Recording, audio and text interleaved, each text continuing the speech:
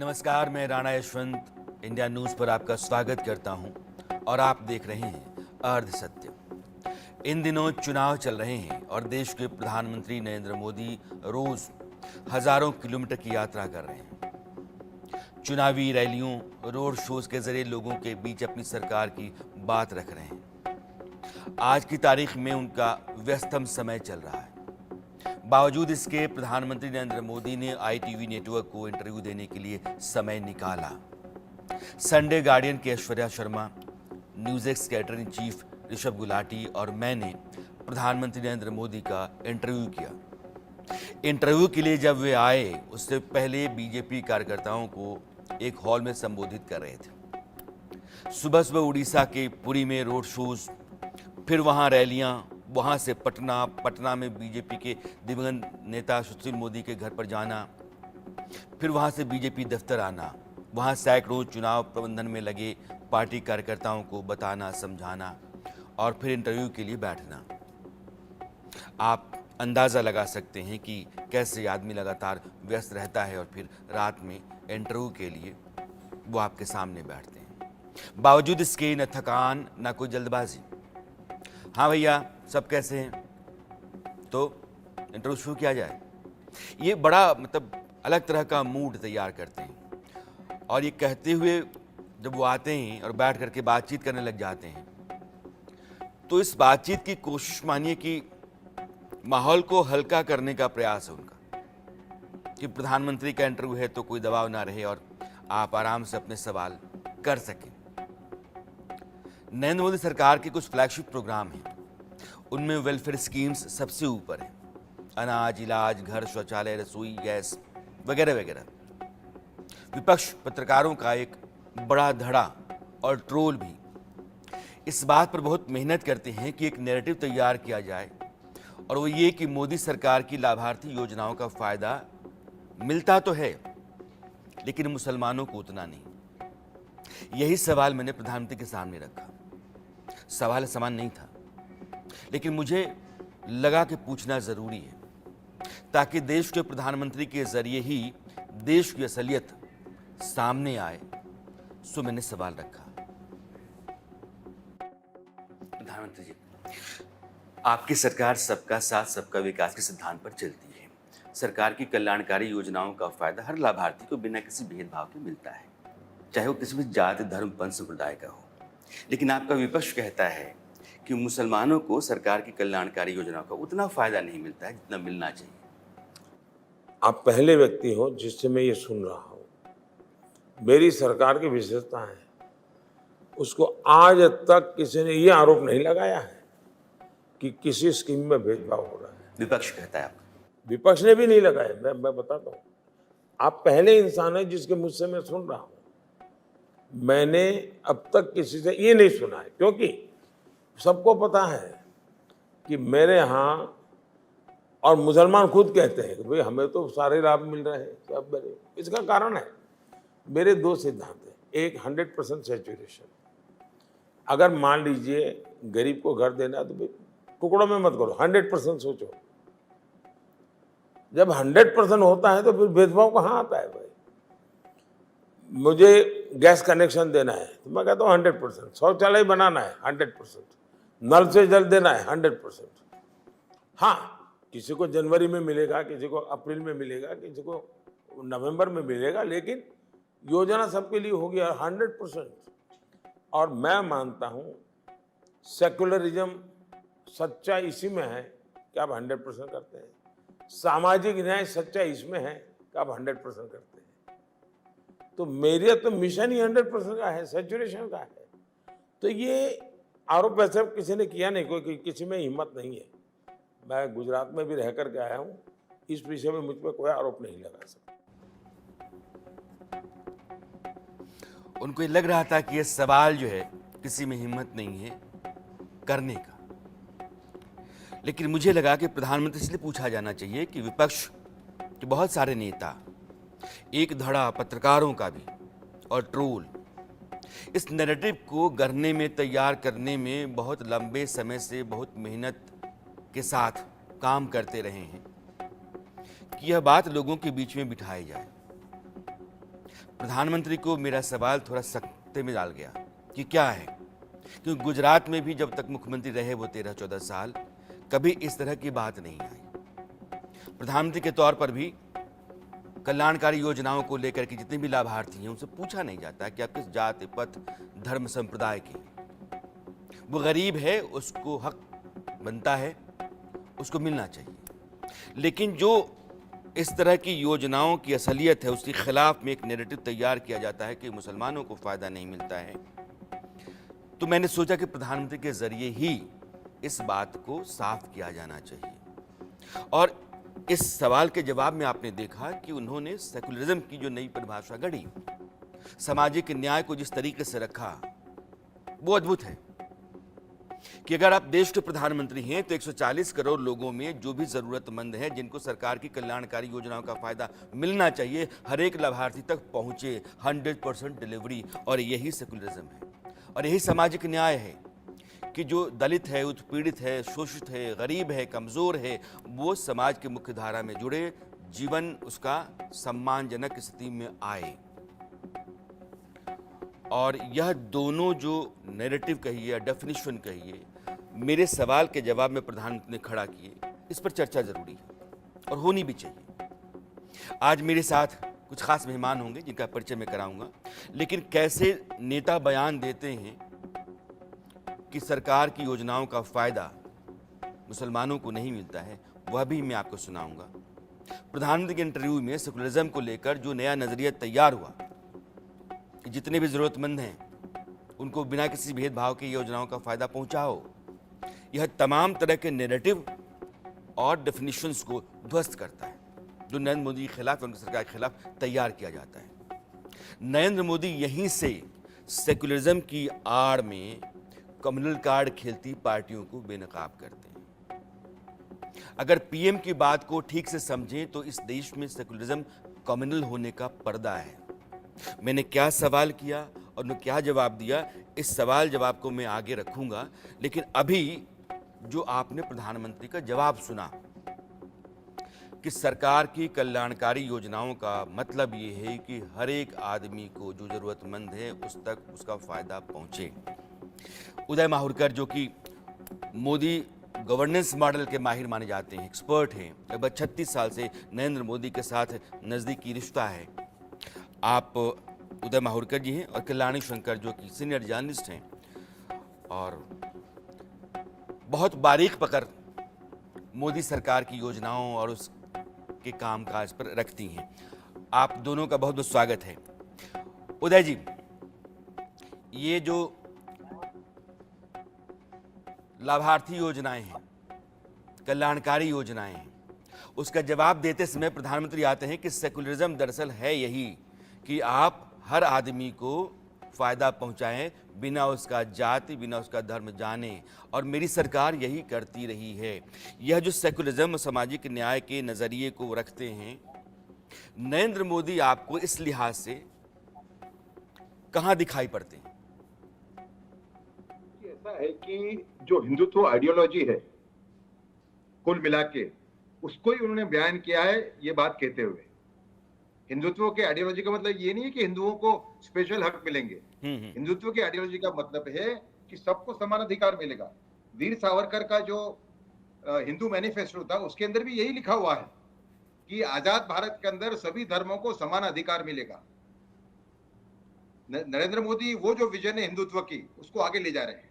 हिंदुत्व का मतलब, क्योंकि आप तो गुजरात से भी हैं और देश के जाने माने जर्नलिस्ट भी आप हैं। उनका कहना यह था कि गुजरात में भी मैं जब था तब भी यह सवाल मेरे ऊपर नहीं आया और मेरी सरकार ने हर एक तबके को बराबर फायदा पहुंचाया कल्याणकारी योजना को, वेलफेयर स्कीम्स का। देखिए ऐसा है कि गुजरात में मैं 13 साल तक सब में एक क्लोजेस्ट ऑब्जर्वर था उनके काम का, एज ए पत्रकार। उस टाइम पे मैं इंडिया टुडे में था, इंडिया टुडे का मैं कॉरेस्पॉन्डेंट था, स्टेट कॉरेस्पॉन्डेंट, और मैंने बड़े नजदीकी से उनका काम देखा हुआ है। तो वो बिल्कुल सही कह रहे हैं कि कभी हिंदू मुस्लिम या क्रिश्चियन का भेदभाव पॉलिसी के इम्प्लीमेंटेशन में नहीं हुआ, कभी भी नहीं हुआ। और 2012 का जो इलेक्शन है, लास्ट इलेक्शन जो जीते, गुजरात के अंदर विधानसभा का, उसके अंदर तो वोटिंग मुसलमानों ने उनके फेवर में काफी जम के किया हुआ है। मैं मानता हूं कि करीबन 30 से 35% मुसलमानों ने उनके लिए वोट दिया हुआ है। हम्म। तो बिल्कुल सही है, उनके कहने उन्होंने जो कहा है बिल्कुल सही है। और देखिए, आपको ये देखना पड़ेगा कि जो मैनिफेस्टो की बात की, आपका पूरे इंटरव्यू मैंने देखा, उन्होंने जो मैनिफेस्टो की बात की, तो कांग्रेस का जो मैनिफेस्टो है वो मुस्लिम लीग का मैनिफेस्टो जो कहते हैं उससे मैं पूरी तरीके से सहमत हूं। मेरा एक मुस्लिम तुष्टिकरण के ऊपर भी मेरी एक्सपर्टाइज है। और जो मैंने कांग्रेस का मैनिफेस्टो देखा, एक तो मैनिफेस्टो जो कह रहे हैं, जैसे कि वो कह रहे हैं कि हम 370 वापस ले आएंगे कश्मीर के अंदर, हम सीए नहीं आने देंगे। तो मैं अभी ये सब उदय जी, मैं बेसिक सवाल पे है। रहता हूं। कल्याणी शंकर, नरेंद्र मोदी तीसरी बार भी बम्पर जीत के साथ सत्ता में आने का दावा करते हैं, भरोसा उनके पास है। उसका क्या बहुत बड़ा आधार ये है कि जो कल्याणकारी योजनाएं हैं, वेलफेयर स्कीम्स हैं, उसके ज़रिए ईमानदारी से लोगों को फ़ायदा मिलता रहा।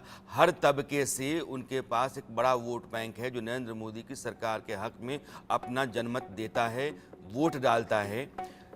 वेलफेयर स्कीम्स को लेकर के नरेंद्र मोदी जो कुछ कहते हैं, क्या वही उनके भरोसे का बहुत बड़ा आधार है?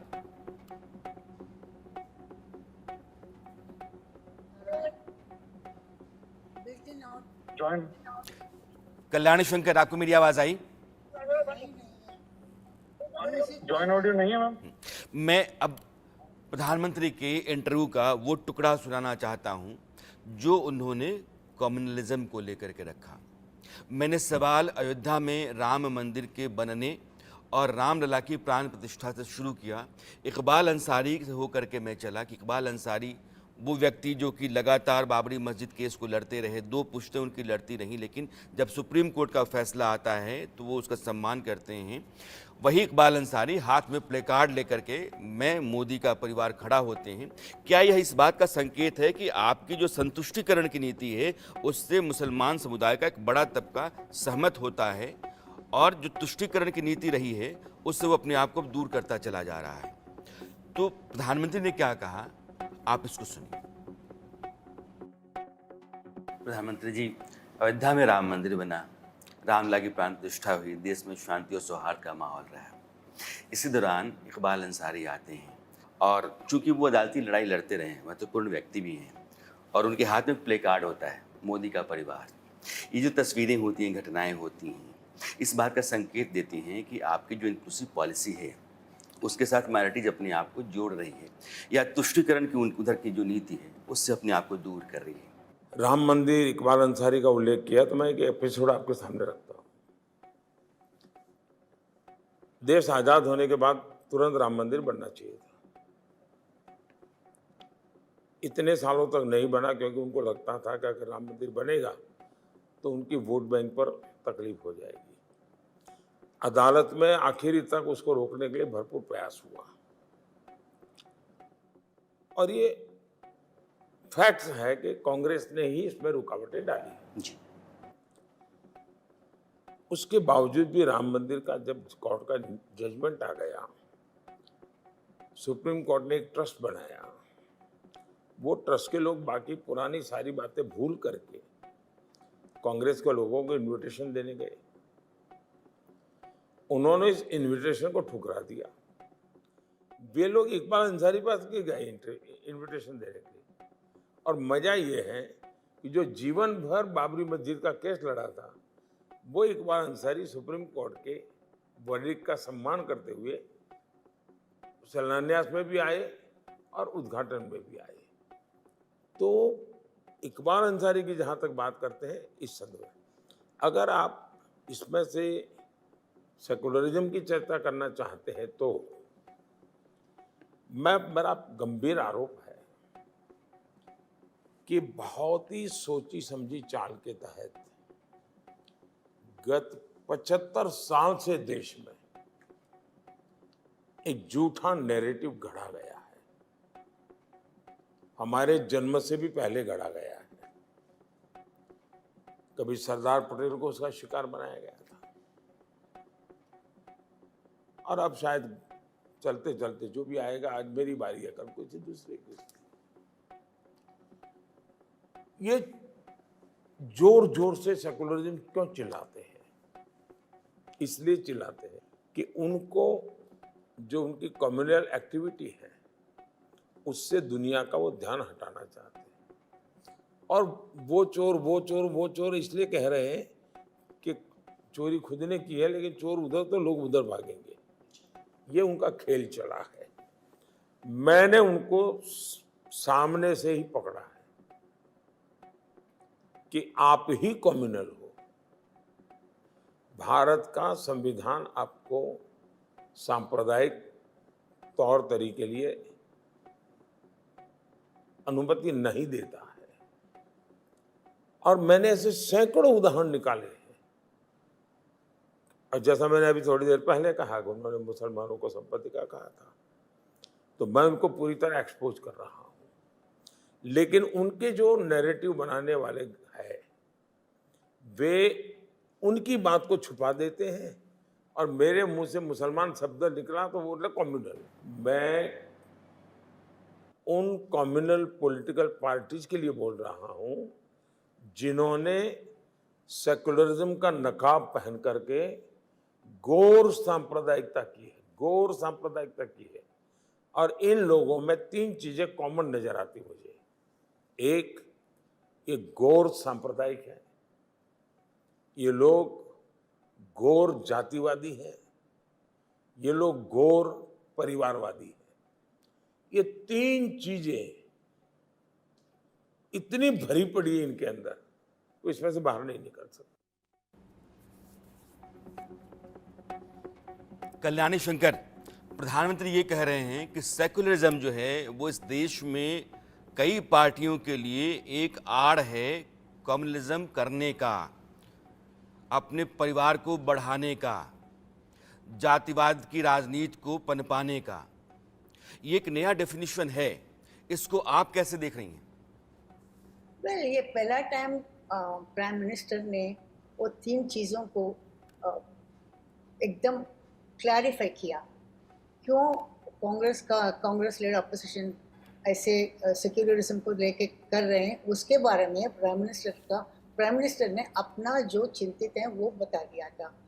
तो ये this is clear that what Congress has been saying, वो उसको प्राइम मिनिस्टर का उसका जवाब है। कांग्रेस और other opposition party saying prime minister तो रिलीजियस डिवाइड कर रहे हैं, तो सेक्युलरिज्म बीच में इंदिरा गांधी ने लाया कॉन्स्टिट्यूशन में, पहले तो था ही नहीं है। उसके बाद सोच समझ के इंदिरा गांधी ने सेक्युलरिज्म लाया। अभी ये लोग अभी डर रहे हैं कि वो बीजेपी पावर में आने से ये सेक्युलरिज्म वर्ड को निकाल देंगे कॉन्स्टिट्यूशन से। लेकिन अभी प्राइम मिनिस्टर ने अपना जो चिंता है वो अभी क्लियर कर दिया। जी, प्रधानमंत्री ने सेकुलरिज्म को दो तरीके से रखा। उनके लिए क्या है, नरेंद्र मोदी की सरकार के लिए कल्याणकारी योजनाओं का फायदा ज़रूरतमंद आदमी तक 100% पहुँचे, बिना जाति धर्म पंथ संप्रदाय पूछे। यह उनके लिए सेकुलरिज्म है, यही उनके लिए सोशल जस्टिस है। जो सेकुलरिज्म उनकी विरोधी पार्टियां करती रही हैं या जिसका हवाला देती रही हैं, वो कह रहे हैं कि दरअसल उनके लिए सेकुलरिज्म जो है आड़ है। इस आड़ में उन्होंने सिर्फ सांप्रदायिकता को, जातिवाद को और परिवारवाद को पाला है, पोसा है, बढ़ाया है। इसलिए दोनों में एक क्लैरिटी है। विजन नरेंद्र मोदी का इस लिहाज से बहुत साफ साफ आपको नजर आता है। अब मैं उस तरफ चलता हूं जो इस देश का एक बुनियादी और बड़ा सवाल है, लेकिन इससे पहले एक केस स्टडी दिखाना चाहता हूं। जो कल्याणकारी योजनाएं होती हैं वो सबके लिए हैं, इसका ग्राउंड रिपोर्ट क्या है? लोग कहते हैं कि प्रधानमंत्री ने कह दिया तो आपने मान लिया, कि नहीं। केस स्टडीज बताती हैं कि जमीन कहती क्या है। हमारे सहयोगी प्रशांत ने एक बुजुर्ग महिला की केस स्टडी भेजी है। पीएम जन आरोग्य योजना का लाभ ये वेलफेयर स्कीम्स में आती है। छोटी देवी नाम की इस महिला की गर्दन की हड्डी टेढ़ी हो गई थी, गर्दन में बेहिसाब दर्द था, बर्दाश्त के बाहर। डॉक्टर ने ऑपरेशन के लिए कहा। प्रधानमंत्री जन आरोग्य के तहत आयुष्मान योजना जिसको कहते हैं, इस महिला का मुफ्त इलाज हुआ।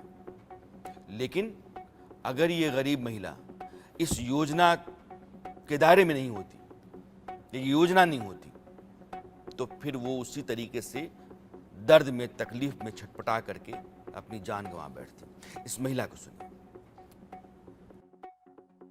हाँ, मेरा ऑपरेशन ठीक हुआ है और फ्री हुआ है बिल्कुल।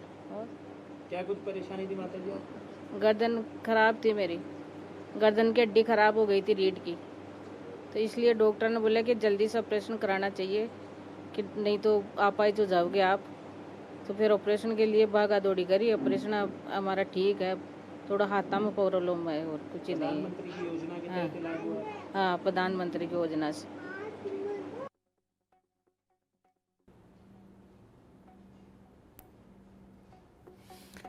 इंडिया न्यूज की टीम जब प्रधानमंत्री की इंटरव्यू कर रही थी तो संडे गार्डियन से शरद शर्मा ने एक बुनियादी सवाल किया। उन्होंने कहा कि ये देश नौजवानों का है, रोजगार यहां का बड़ा सवाल है।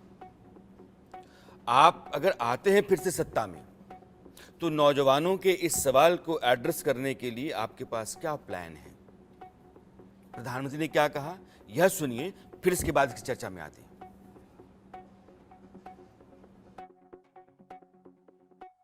प्रधानमंत्री जी, हमारा देश सबसे युवा देश है। आपके कार्यकाल में हाल ही में आपने 10 लाख सरकारी नौकरियां दी हैं। विपक्ष कहता है हम 30 लाख देंगे।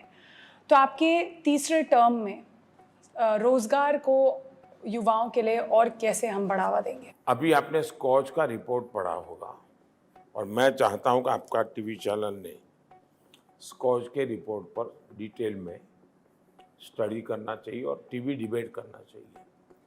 उन्होंने सरकार की कोई 20-22 स्कीम का डिटेल एनालिसिस किया है और कितने पर्सन ईयर आवर इस देश में उपलब्ध हुए इसका पूरा आंकड़ा है। उन्होंने कहा 4 करोड़ घर बनाने चाहिए तो कितने आवर लगते हैं, मतलब इतने लोगों को रोजगार मिलता है। वैसे उन्होंने 22 जगह ऐसे अलग अलग पैरामीटर पड़ेगा और उन्होंने कहा 50 करोड़ लोगों को ये इसका बेनिफिट हुआ है। दूसरा, हमने मुद्रा योजना निकाली, बिना गारंटी हम बैंक लोन देते हैं, यानी शायद 23,000 करोड़ या समथिंग अबाउट है, या 23 लाख करोड़, 23 लाख करोड़। उसमें फर्स्ट टाइमर 80% है। उसने कोई नहीं अपना कारोबार शुरू किया, 1 या 2 को तो उसने काम दिया ही होगा, तब जा करके चलता है। स्टार्टअप कभी हजारों थे, आज लाखों है, किसी को रोजगार मिला होगा। अगर मानो 1000 किलोमीटर रोड बनता है तो जितने लोगों को काम मिलता है, तो 2000 किलोमीटर रोड बनता है तो ज़्यादा लोगों को मिलेगा कि नहीं मिलेगा? तो आज रोड डबल बन रहे हैं, रेल डबल हो रही है, इलेक्ट्रिफिकेशन डबल हो रहा है, टावर मोबाइल के आज हिंदुस्तान के हर कोने में पहुंच रहे हैं, तो लोगों को काम मिलता होगा तब होता होगा ना। और इसलिए एक भ्रम फैलाया जा रहा है, झूठ फैलाया जा रहा है और हमें स्वरोजगार की तरफ जाना होगा। और देश में आज एक मूड बना हुआ है, देश का युवा कुछ न कुछ करने के मूड में है और हमें उसको पूरी मदद करनी चाहिए, हमें एनकरेज करना चाहिए। हमारी मुद्रा योजना वही करती है। अब हम स्वनिधि योजना चलाते हैं, रेहड़ी पटरी वाले हैं, गरीब लोग हैं, लेकिन आज वो बैंक से पैसा ले रहे हैं, बैंक से कारोबार कर रहे हैं और उसके कारण उनके पास बचत हो रही है, तो अब वो एक्सपांसन करने जा रहे हैं। कभी वो फुटपाथ पर बैठता था, अब लारी खरीदने का चाहता है, अब लारी खरीदता था वो होम डिलीवरी करना चाहता है, यानी उसका एस्पिरेशन भी बढ़ता चला जा रहा है। और इसलिए मैं मानता हूँ कि सरकार में जितना अवकाश है वो तो है ही है, वो तो मिलेगा लाभ, लेकिन इसके अलावा भी बहुत क्षेत्रों पर बल देना चाहिए। रोजगार को लेकर के प्रधानमंत्री स्कॉच की रिपोर्ट का हवाला दे रहे हैं और ये रिपोर्ट कहती है कि जितनी भी योजनाएं सरकार की चल रही हैं 20-22, उन योजनाओं में जितने लोग काम करते रहे हैं उनको अगर आप ठीक से जोड़ेंगे तो 51 करोड़ से ज़्यादा काम पैदा होते हैं। इसको पर्सन ईयर कहते हैं। एक आदमी एक दिन काम कर रहा है तो 51 करोड़ से ज़्यादा पर्सन ईयर निकलता है, 51 करोड़ काम निकलते हैं, रोज़गार निकलते हैं। इसके अलावा उनका मुद्रा लोन में 80% लोग फर्स्ट टाइमर होते हैं और उससे कहीं ज़्यादा महिलाएं होती हैं। महिलाओं की तादाद मुद्रा लोन में बहुत है और वैसे ही स्वनिधि है। तो यह जो आपके सामने ग्राफिक्स है, तीनों अलग अलग योजनाओं की। स्कॉच की रिपोर्ट क्या कहती है? मुद्रा योजना के तहत जिन लोगों को कर्ज दिया गया, 23 लाख करोड़ से अधिक का कर्ज दिया गया, प्रधानमंत्री ने कहा। उन लोगों ने अपना कारोबार शुरू किया, उस कारोबार में भी कुछ लोग और लगे तो वहाँ से रोजगार निकला। स्वनिधि योजना, जो रेहड़ी पटरी वाले लोग हैं, 10,000 20,000 का लोन लेते हैं, अपनी दुकान खोलते हैं, कारोबार बढ़ाते हैं, वो अपना परिवार चलाते हैं। तो रोजगार हमने जो पैदा किए, और स्कॉच की जो 50 करोड़ के आसपास का पर्सन ईयर रोजगार दिखता है, इसको विपक्ष समझ नहीं पाता है। नरेंद्र मोदी अर्थव्यवस्था को, रोजगार को एक नए नज़रिए से देखते हैं। इसकी कुछ केस स्टडीज़ हैं जो मैं आपको दिखाऊंगा, लेकिन उससे पहले सागर सिन्हा जो इस तरह की जो अर्थव्यवस्था की बारीक चीज़ें होती हैं उसकी समझ बहुत अच्छी रखते हैं, मोटिवेशनल स्पीकर भी हैं। सागर, मैं आपको जोड़ना चाहता हूं। आपका बहुत स्वागत है इंडिया न्यूज़ पर।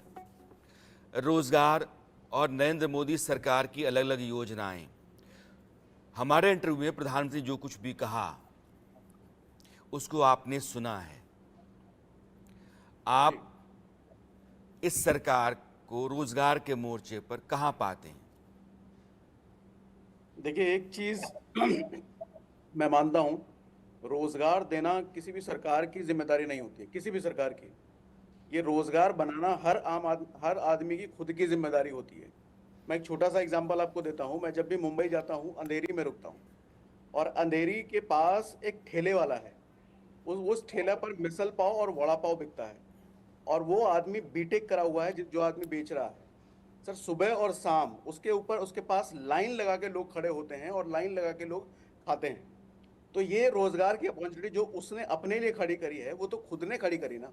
इसमें किसी सरकार का क्या योगदान है? अच्छा, रही बात सरकार की, तो आज अगर आप 2014 के बाद से देखें तो प्रधानमंत्री जी ने कहा है कि 300 कुछ स्टार्टअप्स 2014 तक हुआ करते थे और उसके बाद आज संख्या लाखों में पहुंच चुकी है।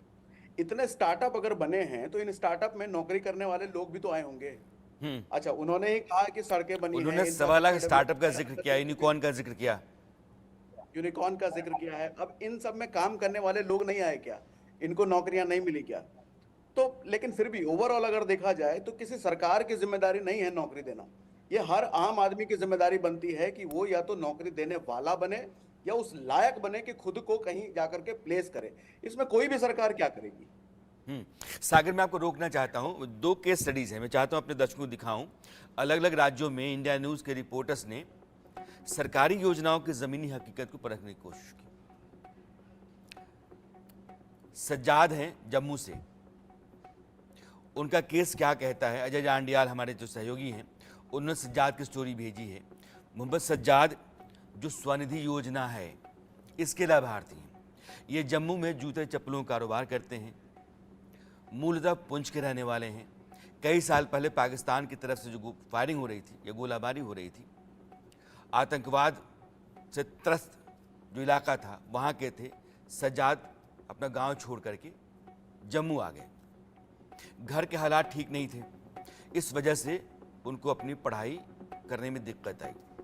पढ़ाई के साथ मजदूरी करनी पड़ी, लेकिन कोरोना के दौरान जिंदगी मानो थम सी गई। इन्हीं मुश्किल हालात में पहले उन्हें पीएम आवास योजना का लाभ मिला, घर मिला, हौसला बढ़ा। फिर सज्जाद ने अपना रोजगार करने की सोची। इसमें उन्हें पीएम स्वनिधि योजना से बड़ी मदद मिली। बिना गारंटी 10,000 रुपये का लोन मिला। जूते चप्पलों का कारोबार शुरू किया। कारोबार बढ़ा तो लोन का दायरा भी बढ़ा, क्योंकि आप लोन चुका देंगे फिर आपको उससे ज़्यादा लोन मिल जाएगा। सज्जाद काफ़ी खुश हैं कि उनका 50,000 का लोन भी अब पूरा होने वाला है। अब सज्जाद को सुनो। सर, हम एक बॉर्डर एरिया के रहने वाले हैं सर, दूर दराज के रजौरी का एक बॉर्डर एरिया सर। हम वहाँ पे रहते थे, तो हमें यहाँ जम्मू में आए हुए सर 12-13 साल हो गए सर। तो जब हम जम्मू में आए तो तब मेरी पढ़ाई चल रही थी मैं सर। तो फिर तब वो मिलिटेंसी का बड़ा बुरा हाल था उस टाइम, मिलिटेंसी बड़ी अरूज पे थी। तब हम वहाँ से आके यहाँ पे हम रह रहे थे। तो उसके बाद सर हमने अपना छोटा मोटा इधर कारोबार करना शुरू किया, लेकिन बीच में जो कोरोना का समय आ गया सर, वहाँ पे हमें बहुत दुश्वारी हुई, बहुत ही परेशानी हुई। तो उस समय से बाद जब हमने अपना कोरोना का जब समय ख़त्म हुआ, वो भी हमने झेला, चलो किसी तरीके से भी, वो भी हमें दवाइयाँ वैक्सीनें वगैरह वो भी लगाई गई, चलो उससे भी हमें कुछ ना कुछ फ़ायदा मिला। तो उसके बाद सर हमारा जो कारोबार था वो तो बिल्कुल ख़त्म हो चुका था, व्यापार मंडल का तो बिल्कुल ख़त्म हो चुका था सबका ही, ये नहीं कि एक हमारा ही था, लेकिन सबका ही ख़त्म हो चुका था। उसके बाद सर एक PM सेवा निधि के तहत एक प्रधानमंत्री ने एक स्कीम लॉन्च की, उसके तहत सर आम बंधु को, रेडी फैक्ट्री वालों को, जो भी अपना कारोबार नया खोलना चाहें, उनको एक लोन प्रोवाइड किया उन्होंने।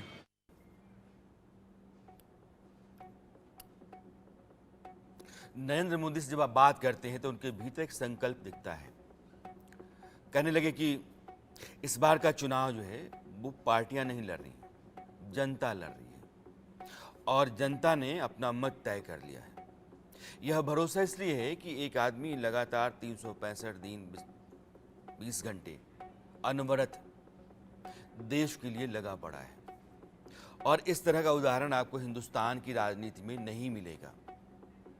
किसी भी चीज़ को स्वीकार करने में बहुत तकलीफ होती है उन लोगों को जो लोग उसी जगह के लिए सपना पाले बैठे रहते हैं, लेकिन वहाँ तक पहुँचने के लिए जो कर गुजरना होता है और जैसा होना होता है वैसा आप नहीं हो पाते हैं। तो आपको लगता है कि हम शायद किसी शॉर्टकट से पहुँच जाएंगे। वक्त चला गया है, लोग समझदार हो गए हैं और यह जो चुनाव हैं, इस बार के चुनाव नतीजे, मैं फिर से कह रहा हूँ, लिख कर रख दीजिएगा, इस बार के चुनाव नतीजे हिंदुस्तान के मतदाता की समझ और उसके फैसले को नए नज़रिए से देखने के लिए विशेषज्ञों